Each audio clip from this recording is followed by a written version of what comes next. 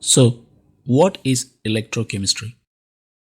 Electrochemistry is the branch of chemistry which deals with chemical and electrical forms of energy and the interconversion of one form to another.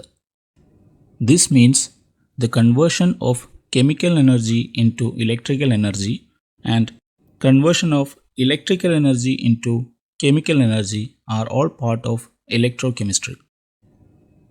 The cells which converts chemical energy into electrical energy are called electrochemical cells, whereas the cells which converts electrical energy into chemical energy are called electrolytic cells. An example for electrochemical cell is Daniell cell, and an example for electrolytic cell is lead acid battery.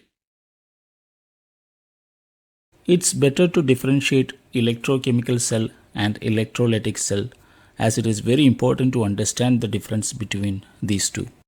For differentiating, let us write the properties of electrochemical cell on the left side and the properties of electrolytic cells on the right side. The first and the most important difference is electrochemical cell converts chemical energy into electrical energy, whereas electrolytic cells converts electrical energy into chemical energy. Electrochemical cell reaction is spontaneous, whereas electrolytic cell reaction is non-spontaneous. The electrochemical cells produces EMF, which is Electro Motive Force, whereas electrolytic cells requires EMF to work.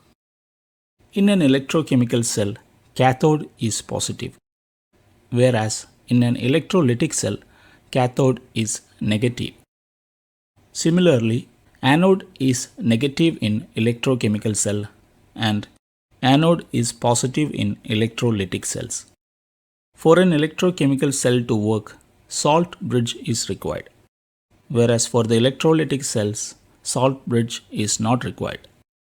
Also, the discharge of ions occurs only at cathode in electrochemical cells, whereas the discharge of ions occurs at cathode and anode in electrolytic cells.